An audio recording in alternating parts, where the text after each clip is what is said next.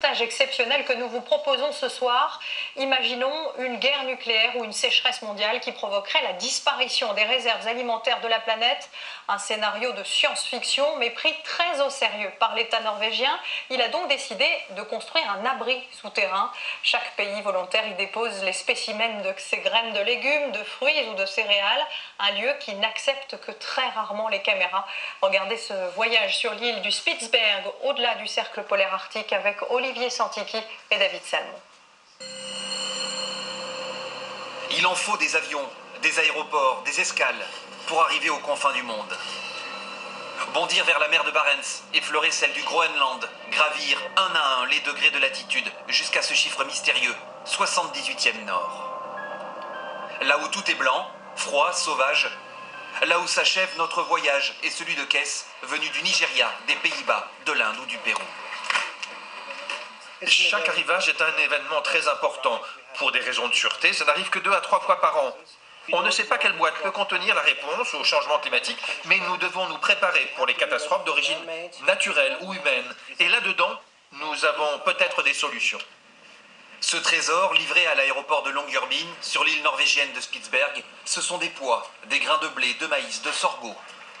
Une cargaison rapidement transportée jusqu'à sa destination finale, la chambre forte mondiale pour les graines. L'archipel du Svalbard était l'emplacement parfait pour ce grenier futuriste, très protégé. Un désert arctique à l'isolement extrême, jusqu'à moins 46 degrés, port bloqué par les glaces 4 mois par an, et pôle Nord à 1300 km seulement. Un terminus pour les liaisons aériennes avec des flux de passagers faciles à contrôler, d'autant que les ours polaires dissuadent toute vie en pleine nature. Et une petite communauté où un étranger attire forcément l'attention.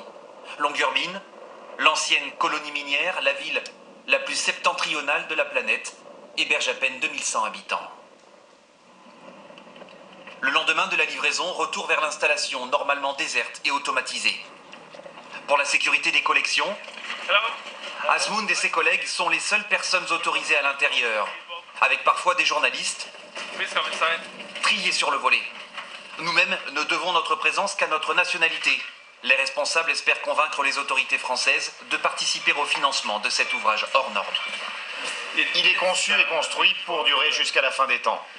C'est un complexe incroyable, en fait, une sorte de bunker vers lequel nous descendons à 120 mètres de profondeur, au cœur du permafrost, c'est-à-dire de l'épaisseur gelée de la montagne, mais toujours à 70 mètres au-dessus du niveau de la mer, pour tenir compte d'une éventuelle hausse des océans. En cas de panne de la réfrigération, il faudrait une année pour remonter à la température ambiante, moins 8 degrés, largement le temps de régler le problème. Enfin, derrière 5 portes blindées, l'assurance vie de l'humanité. Du moins une partie, 870 000 espèces de plantes vivrières sur les 2 200 000 répertoriées. Il y a des semences d'aubergines, de bananes, de pommes de terre, de haricots, de soja. Gratuit, illimité, les dépôts protègent les cultures de la disparition, quelle qu'en soit la cause. Parasites, sécheresse, inondations, voire cataclysmes nucléaires. Et ils viennent de partout. Chili, Mongolia even, Azerbaijan, Costa Rica, Armenia, Tajikistan. These are from Tajikistan. Whole world is here. Le monde entier est ici. Ces caisses représentent plus de pays qu'il n'en existe aujourd'hui. Par exemple, la Tchécoslovaquie, la Yougoslavie, dont on a récupéré les dépôts de l'époque. Le froid, moins 18 degrés, permet une conservation optimale pendant 1 millier d'années. Dans chaque sachet, 500 graines environ. En tout, 2,5 milliards pourraient être stockées à l'abri des regards. Là, ce sont les enveloppes scellées, avec dedans les graines sèches à l'abri de l'humidité.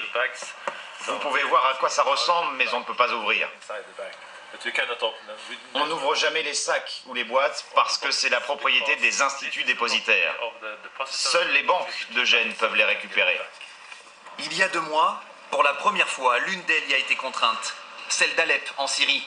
Ses réserves de blé et de lentilles ont été détruites par la guerre civile. Depuis la Norvège, la Chambre forte a expédié des échantillons au Liban, au Maroc, pour les semer et les multiplier là-bas, à l'abri des combats. Personne n'aurait imaginé que l'abri du Spitzberg servirait si vite après son entrée en service en 2008. Car à plus long terme, il y a un autre enjeu, nourrir les hommes, quel que soit leur nombre et la dureté du climat. Il faudra développer des cultures plus résistantes et plus nutritives. Et cela passe par la variété. Surtout pour le riz. Chaque jour, 3,5 milliards de personnes dépendent de cet aliment. Imaginez que vous trouviez dans un autre pays un riz très utile de par sa résistance à la sécheresse, aux insectes nuisibles, aux intempéries. Vous voudrez le mélanger à votre propre souche pour l'adapter à votre environnement, mais vous aurez aussi besoin de le croiser avec 10, 20, 30, peut-être 50 autres sortes de riz pour obtenir une meilleure espèce.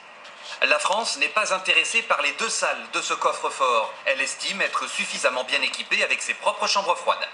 Exactement la position du Japon jusqu'à Fukushima.